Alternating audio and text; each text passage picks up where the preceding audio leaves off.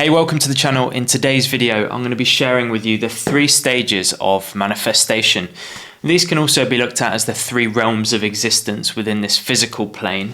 And these really dictate the outcome of our lives and what we actually do with our lives and what we can achieve with our lives. These are super important to understand, and I'll break them down for you in this video. If you're wondering who I am, my name is Ben. I'm a meditation and spiritual teacher.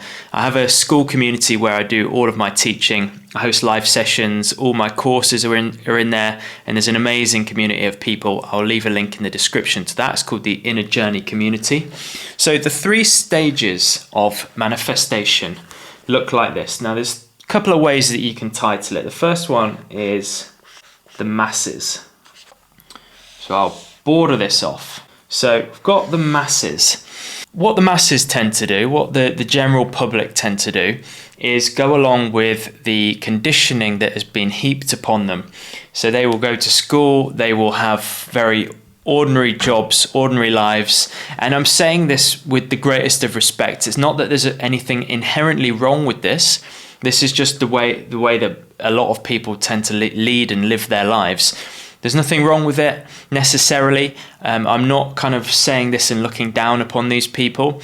Obviously, a lot of the choices that many people make is based upon their upbringing, the people who are around them and guiding them, the conditioning that has been heaped on them, as I said, and this will determine a lot of people's lives. So it's not necessarily everyone's fault, but the masses tend to kind of go along with what has been taught to them. So this is like their conditioning.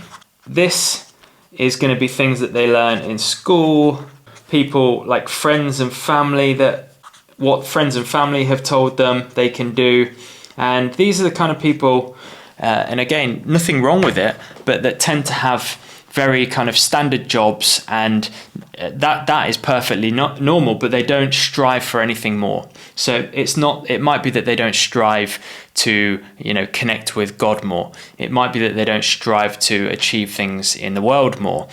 They don't believe that they can achieve things. They don't believe that money is for them. They don't believe that anything is available to them. In their eyes, they look up at people who have achieved things as if they're special, and they don't think that it's within their capacity to achieve. Then we move over to the human realm, otherwise known as the creator, but I'll leave that. People that are within the human realm are people that tend to achieve things within the world. So these are businessmen, sportsmen and celebrities, or people who, in our perception, broadly speaking, are quote unquote successful. So sportsmen, just generally like successful people, and I'll put in brackets here, worldly. So these are people who have kind of realized that as a human being, you are the creator. The future that you want to have is within your hands. And the actions that you take in the now, the people that you talk to, the way that you think, the way that you blueprint your mind for success impacts your future. And these people start to create their future. And many people in the masses, the group of the masses, tend to look up to these people and think that they're special, think that these are just, out of reach, and that these are kind of, to be put on a pedestal. But ultimately, these people have just understood their own creating power, their own ability to kind of manifest and create their life. The masses don't tend to manifest things consciously. What their lives are created by unconscious beliefs, unconscious programming, and they just kind of go along with that programming. People within the human realm, businessmen, sportsmen, successful people, they understand that they create their reality, and they kind of blueprint their mind for success and go towards that and create their reality and live it. The problem with this is that as human beings, we're limited. We don't know what's right for us, and we're very much dominated by our ego. So often what we would perceive, and generally speaking, broadly speaking, human beings would perceive as successful, it's actually driven by the ego. So this leads on to the next realm, which is the divine realm. You're going to have to forgive me for my spelling because it's terrible. But the final realm is the divine realm. And people within the divine realm start to let go of materialism. They start to actually see the folly of what the masses think is successful and what the human realm tends to think is successful. People who are moving over to this more divine realm is just a label, but you can call it what you like, which is essentially just a higher level of consciousness, right? All of these are just different levels of consciousness that people are starting to work at. So people within the divine realm tend to realize that actually these things here that the human realm are all focusing on and think that they are successful because they've achieved them, actually it's all very ego driven, it's all very self-centered, it's all very much about me, what can I accumulate, how do people perceive me, how do I look, and actually it's quite a weak way of going through the world. It's a limited way of going through the world, although it may be better than being in the masses realm. It's a slight upgrade from that, but it's still very egoic, it's still very self-centered. There's no humanity, there's no humility, and there's often not an understanding or a connection with the divine.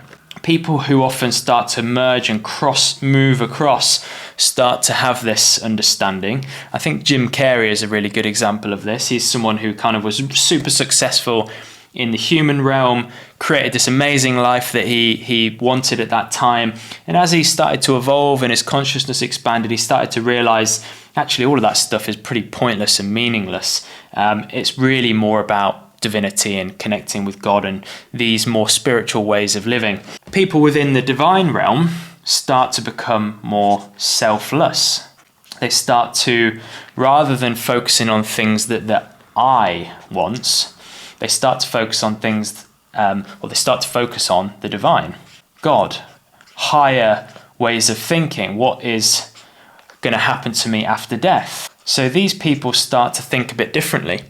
And more importantly, what they do is, rather than creating the reality themselves, they start to realize the limitations of that, and they start to realize that that is very ego-driven. And so they actually put the driver, if you like, they put the divine in the driver's seat. They let go of control.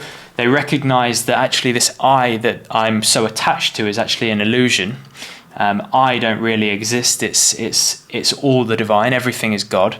And so if I put my sense of I in the hands of the divine and just let that steer me, whatever I achieve from then on is right for me. It's not ego-driven, but it's absolutely correct for my own evolution.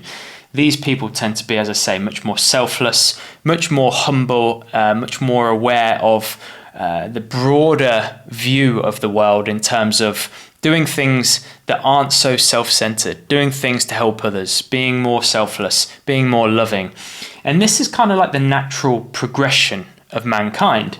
And it's, as I said at the start, there's nothing wrong with being in the human realm. There's nothing wrong with being in the masses realm. It's part of the evolution. It's like saying, it's like looking at school and saying, well, you've got kindergarten or primary school, you've got middle school, and then you've got your final school, secondary school. And it's not that primary school is any worse than final school. It's just that it's a natural evolution. It's a natural progression that we all go through. And in terms of our human consciousness, this is a way of defining the expansion and change that we're all gradually going through. So this gives you an opportunity to see where you're at, what you can do to ultimately help you to move up the sliding scale of consciousness. And we're working in this direction, of course. We're all working back to the divine. And we need to let go of these selfish, kind of self-centered desires and become more humble, become more loving, and ultimately become more divine. So I hope this makes a bit of sense. I hope you've enjoyed today's video. If you have any questions, as always, let me know in the comments. If you want to get into deeper teachings, if you want live sessions with me, if you want to be part of a community of a similar mindset to you, feel free to join us inside the Inner Journey community. Links down in the description. Thanks so much. I will see you next time.